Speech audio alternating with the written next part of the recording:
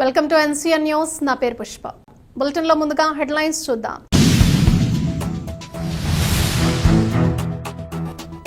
ఓటర్ల జాబితాను ప్రజలకు అందుబాటులో ఉంచాలి. తూర్పుగోదావరి జిల్లా కాంగ్రెస్ పార్టీ అధ్యక్షులు డాక్టర్ టీకే విశ్వేశ్వరరెడ్డి.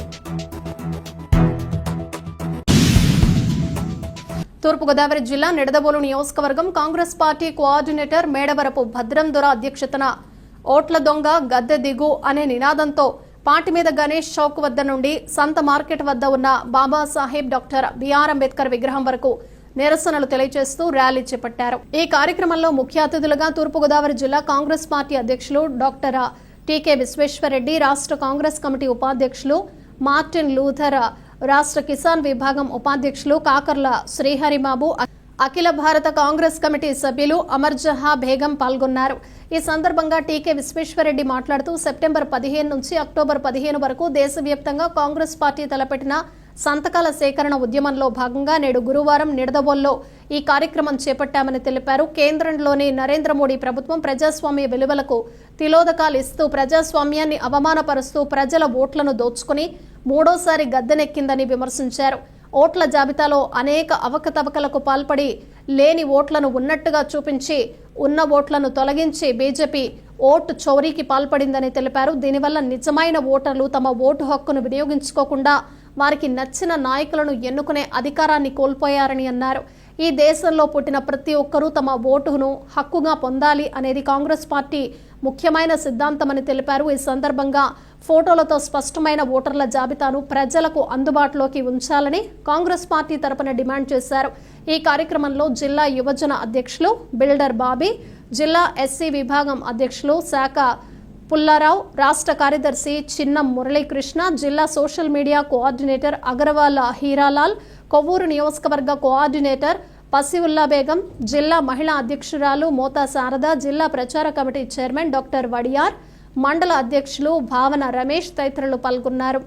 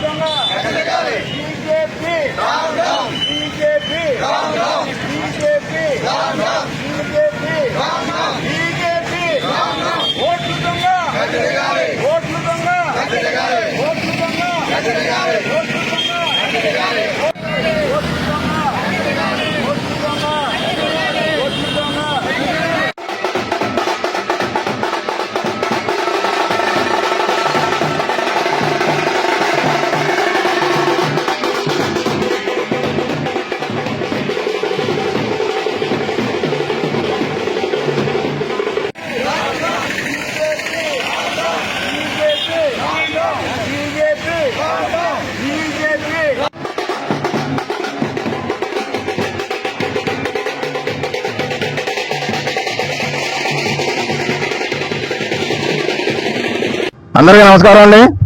నా పేరు మేడవరపు భద్రం దొర, నిడదవోలు నియోజకవర్గ కోఆర్డినేటర్ అండి. మరి ఈరోజు దేశ ప్రజలందరూ కూడా కాంగ్రెస్ పార్టీ కోసం చూస్తున్నారండి. ఎందుకంటే వీళ్ళు చేసిన మోసాలు, వీళ్ళు చేసిన అరాచకాలు, ఈ దొంగ ఓట్లు ఎన్ని అని ప్రజలు గ్రహించారండి. ఎప్పుడు రావాలి కానీ ప్రయత్నం చేద్దామా అని చూస్తున్నారండి. ఈ సందర్భంగా దేవరాశంలో చూసుకుంటే బ్రహ్మరథం పడుతున్నారండి. అక్కడ మున్సిపల్ తరగతి స్టేజ్కి వచ్చారండి ప్రజలు. అక్కడ అంటే నిజాలు తెలుసుకున్నారు కాబట్టి వాళ్ళకి రోజు దగ్గరికి వచ్చినాయని చెప్పి ఈ సందర్భంగా మీకు తెలియజేస్తాను. రానున్న రోజుల్లో రాహుల్ గాంధీ ప్రధానమంత్రిని కాయండి, ఈ రాష్ట్రానికి తొలి ముఖ్యమంత్రి శర్మారెడ్డి గారు సీఎం అవుతారని మేము ప్రకటనగా భావిస్తున్నామండి. మరి ముఖ్యంగా చెప్పుకోవాలంటే ఈ ఓటు చోరీ అన్నది అసలు మనం ప్రదేశంలో ఉన్నామో లేదా అనిపిస్తుందండి. ఈ సందర్భంగా ఆంధ్రప్రదేశ్లో ఓటేనండి, ఈ దేశానికి పట్టిన దరిద్రం వదలాలంటే ఈ బీజేపీ పోవాలి. ఈ బీజేపీ పోవాలంటే ఏం చేయాలండి? మనలో మార్పు వచ్చింది కాబట్టి మనందరం కాంగ్రెస్ పార్టీని గెలిపించుకుందాం అని చెప్పి మరొకసారి మీకు తెలియజేస్తానండి. జై కాంగ్రెస్, జై కాంగ్రెస్. రాహుల్ గాంధీ గారి నాయకత్వం, రాహుల్ గాంధీ గారి నాయకత్వం. మన భారతదేశాన్ని నరేంద్ర మోడీ అనేటువంటి వ్యక్తి భారతదేశానికి 11 సంవత్సరాలుగా ప్రధానిగా ఉంటూ ఈ భారతదేశంలో ఉన్నటువంటి వ్యవస్థలు ముఖ్యంగా సిఐడి కానివ్వండి, ఎన్ఫోర్స్మెంట్ డైరెక్టరేట్ కానివ్వండి, ఎలక్షన్ కమిషన్ కానివ్వండి, ఇవన్నీ కూడా తన గుప్పిట్లో పెట్టుకుని కేవలం ఎలక్షన్ కమిషన్ వాళ్ళ యొక్క ఇచ్చినటువంటి ఓట్లు, దొంగ ఓట్లతోటే ఈయన ఈ 11 సంవత్సరాలు కూడా ప్రధానమంత్రిగా కొనసాగడం జరుగుతుంది.